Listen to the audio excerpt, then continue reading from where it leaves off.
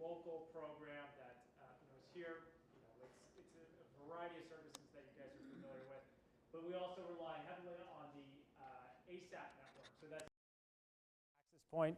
You guys are probably familiar here with Elder Services of the Cape Cod and Islands. That is the local ASAP for this area. There's 26 of them across Massachusetts, and that is the local or the regional office that is used to provide the actual services. So Elder Affairs oversees the delivery of them through the service network. So for protective services, there's 20 designated protective service agencies. They all sit within one of the aging service access points. The local protective agency here is at Elder Services of Cape Cod and Islands.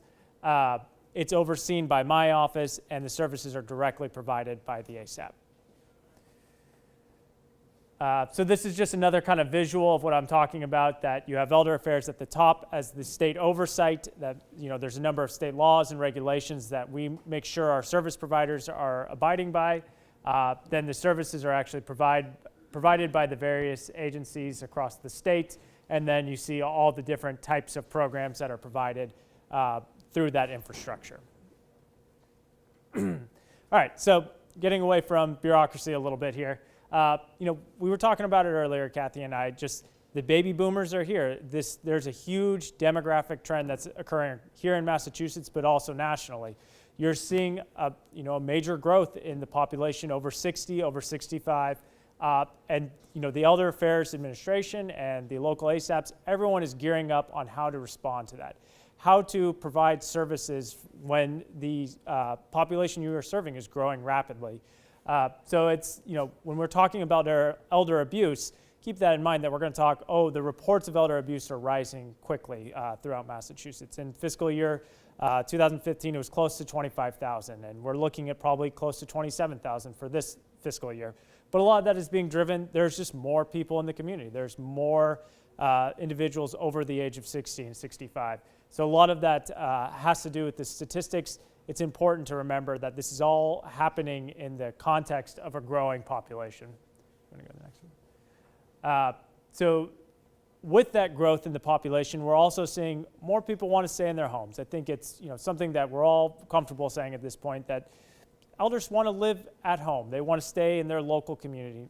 People don't want to go to nursing homes. People don't want to go to long-term care facilities. So that's one of the main priorities of Elder Affairs and the programs that we offer, is how to help people retain their independence and remain in their homes long-term, whether that's home health services, visiting nurses, those things that can be arranged to help individuals stay in their homes. And protective services is part of that. That if a situation occurs that it's unfortunate, if it's reported to protective services, we can help arrange for home care services or for money management services, whatever it is. But I think everybody's looking to stay in their home, and that is what Elder Affairs is all about. So if you want to skip forward this one, so one of those fancy slides that has all the different parts of it. But this is just kind of a breakdown of the strategic goals that the new Secretary of Elder Affairs, Secretary Alice Bonner, has put together for the agency to really focus on. And you can see here that it really covers a kind of a broad spectrum. And where I'm focused on as the Protective Services Director is the one with the prevent injury, violence, and exploitation. And that's really the role of protective services in kind of the entire agency. So if you want to skip to the next slide. Why don't you go one more? All right, so more specifically on protective services, I mentioned this, that there was almost 25,000 elder abuse reports across the Commonwealth in the fiscal year 2015. This is a major growth in the total number of reports overall. So I mean, it's 37% increase in total reports since 2011. And I use 2011 as kind of a benchmark as the state implemented various software programs that really do a better job of tracking the full number of reports. So that's why we use that as a benchmark. But I'll show you guys another slide a little bit later. You can see the trend goes back years before that. It's on an upward tilt. Also alarming with statistics is looking at the number of confirmed cases. So when you're talking total number of intakes, that could be multiple reports on the same individual. Say a situation happens, the fire department might report, the EMTs, the police, whoever it is. You may get 3 to 5 reports on an individual, but the confirmed cases, those are individuals. Those are cases that are unique. And again, you're seeing a major increase in the number of those cases over the years, up 57% since 2011. So to respond to that, protective services is provided through the Elder Protective Services Network. As we talked about, they all sit within one of the aging service access points. Some of the regions that have multiple ASAPs have just one protective agency. So Boston, for instance, there's 3 ASAPs that cover it, but there's just one protective agency that covers the whole city. It's easier to administer that way, a little less confusing on who to call depending on what neighborhood you are in. But here on Cape Cod, that's Elder Services of the Cape Cod and Islands. So protective services agencies, they're responsible for the intake of reports. They do an investigation and then provide services to intervene to hopefully address the abusive situation. And we'll get into a little bit more of what I mean by elder abuse. But there is an infrastructure in place to address this that's provided by the state. It's done through state funds. The legislator has been very generous. Governor Baker has addressed this issue and is looking to invest in the protective services system. So in addition to the agencies, there's also the Elder Abuse Hotline. So this is to allow reports to be taken on a 24-hour basis, 365 days a week.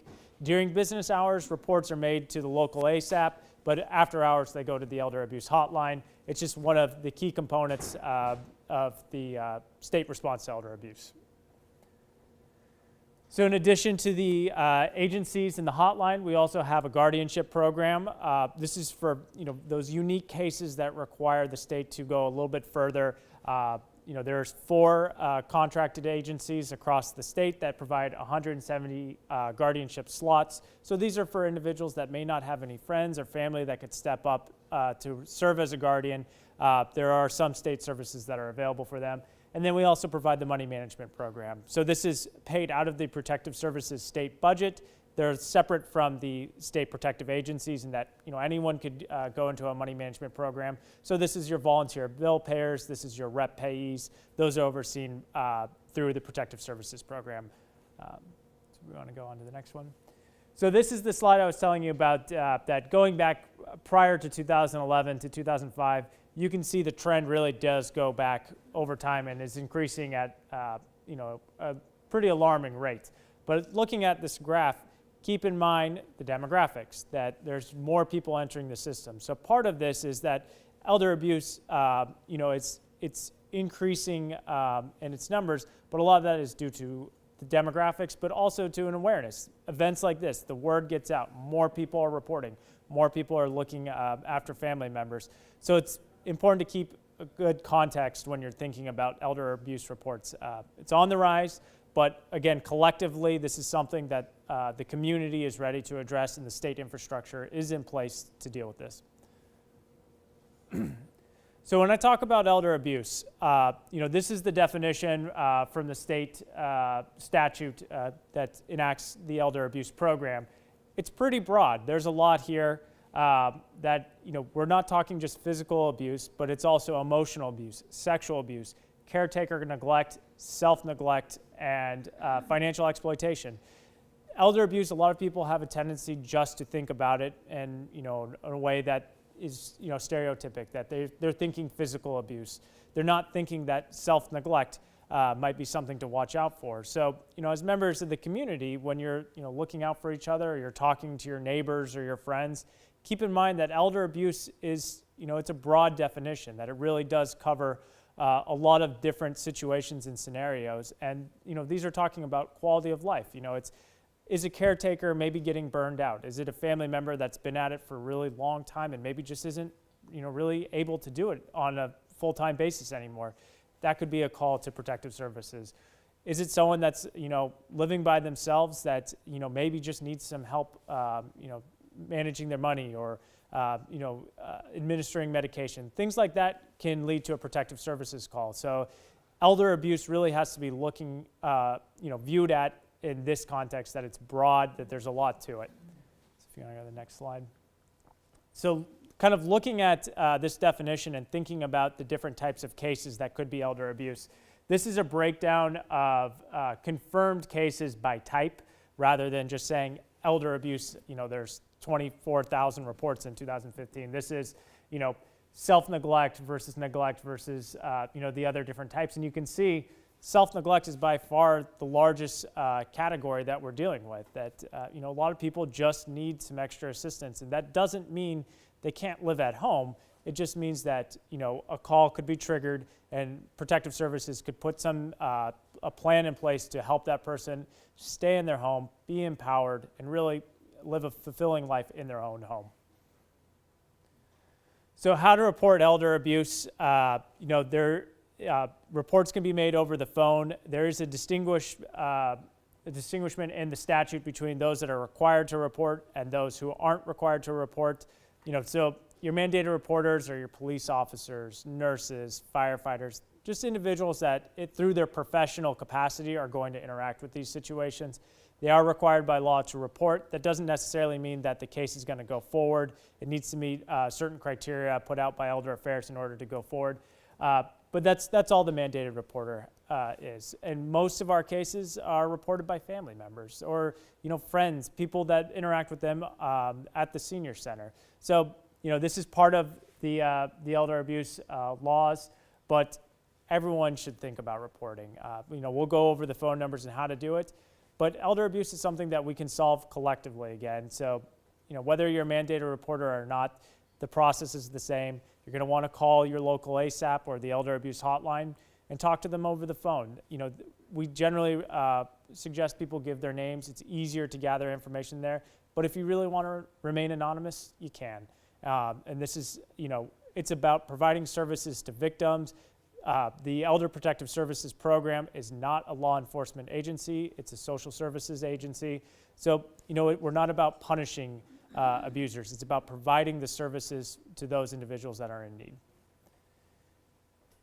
So reports, again, you file it with your local aging service access point. If anyone has any questions on which ASAP covers their area, I have information on that. But you can always call 1-800-AGE-INFO or the Elder Abuse Hotline. Both those numbers will get you to your local ASAP eventually. If you call the Elder Abuse Hotline during the day, you'll just go through a phone tree and eventually you'll get to a live person. And I generally don't like calling a bank or a credit card or something and you have to go through that real complex phone tree and you're on, you don't get to talk to a live person for like 10 minutes. So I always, suggest people call their local ASAP first during the day.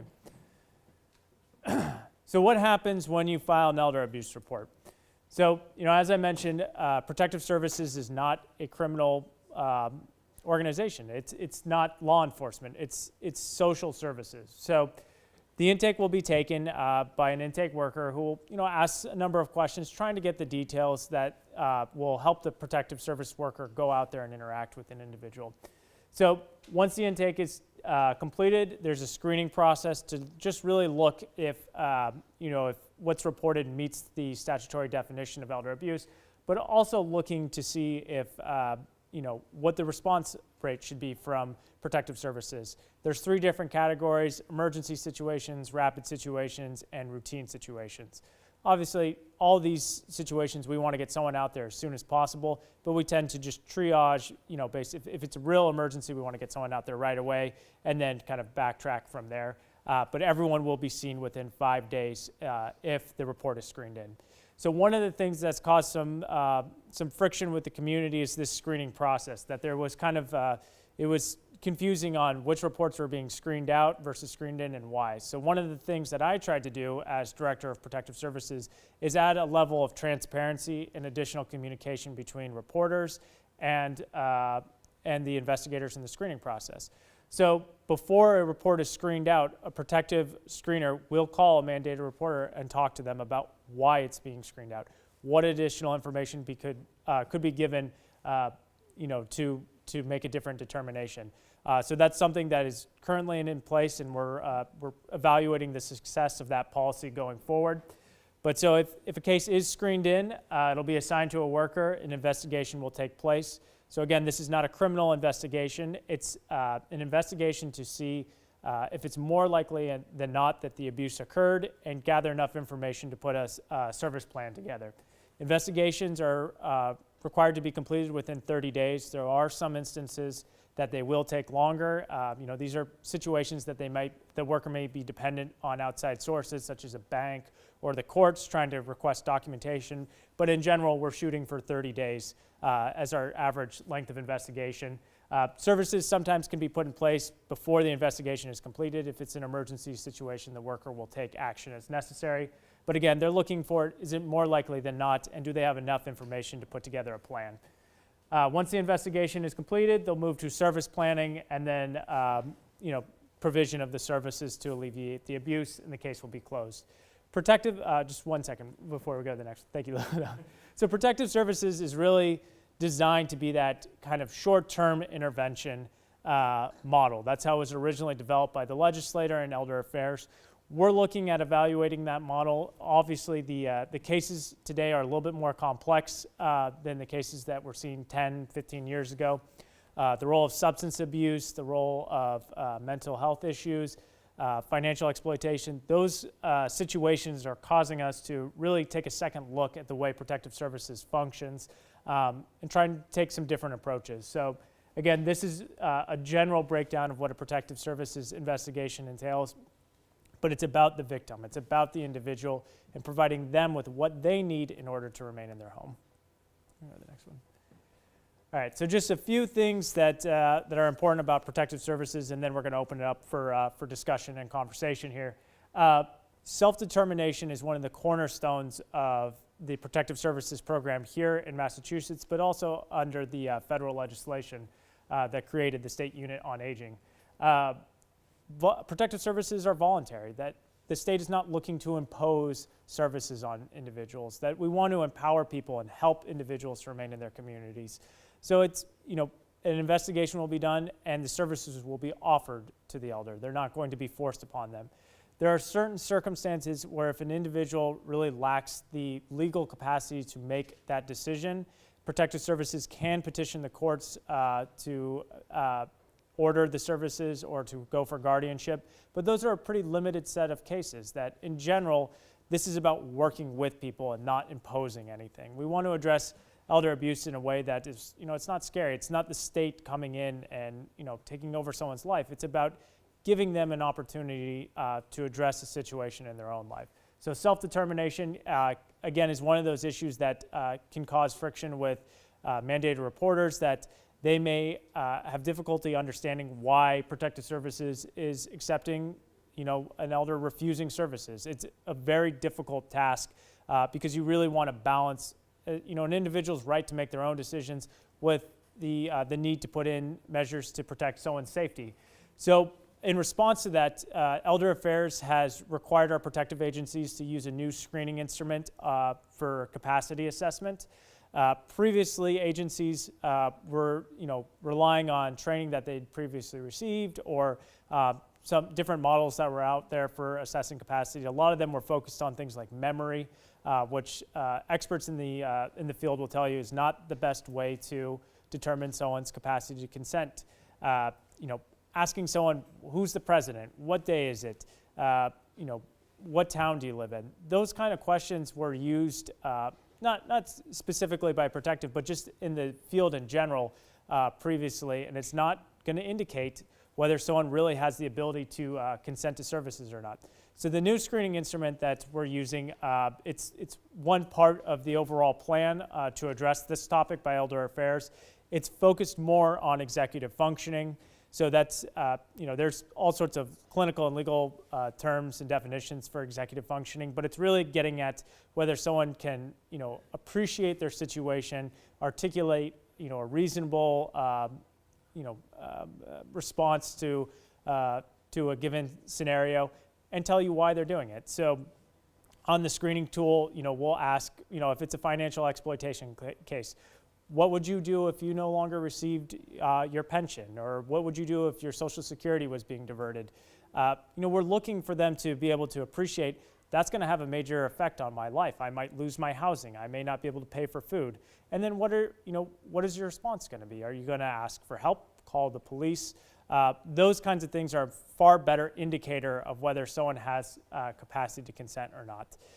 But again, this really comes down to whether someone is going to refuse services or refuse the investigation altogether. We just want to make sure that we're doing everything we can to empower the protective service worker to go out there and be prepared to assess the situation properly. So that way community partners can have confidence that when they call protective services and they're walking away from a case because someone has refused, they can understand why that situation was handled in that manner, and that the protective worker is going to do a full evaluation and have confidence going forward.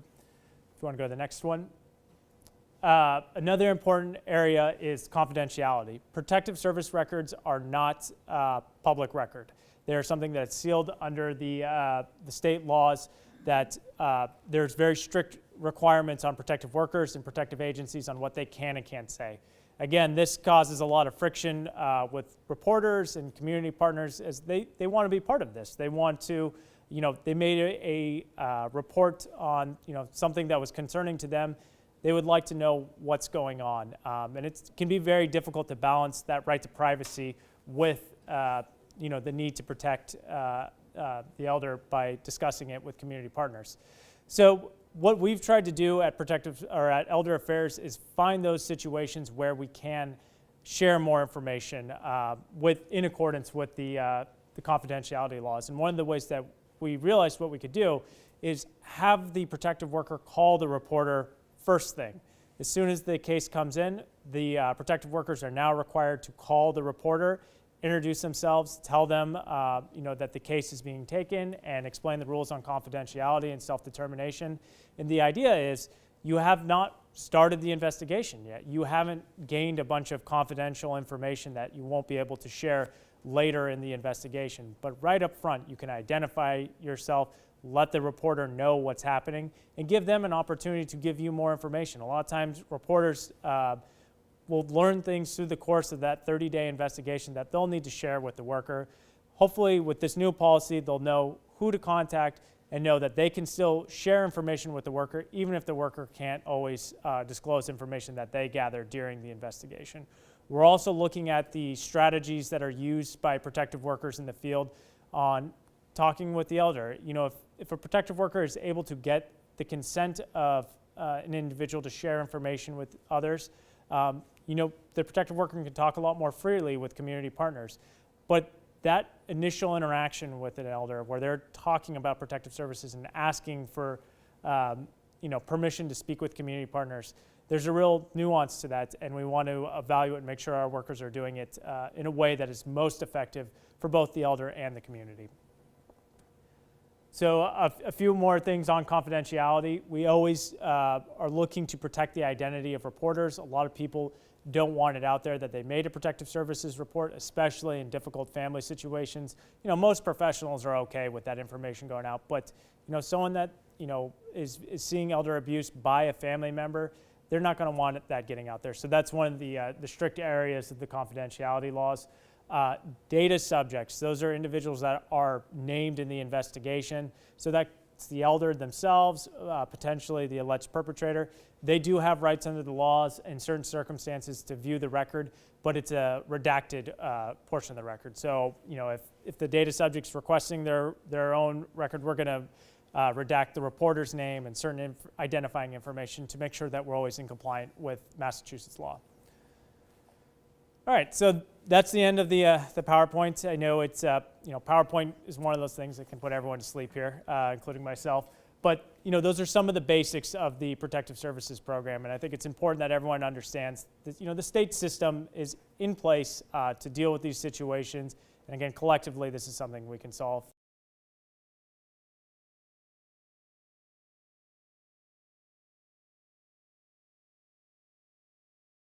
So the first thing, what is elder abuse? So we know that Alec just took us through Mass General Law, but if you could take us through really defining, the categories of elder abuse. Sure. A little bit more. So I'll do my best to take my lawyer hat off here and government administrator and just really dig into it at more of a community level. So, we talk to us like you're talking to your mom. Sure. Okay. All right. So you know, I look at abuse again as, you know, it's physical abuse, emotional abuse, caregiver neglect, self-neglect, financial exploitation. It's all those different facets. But it's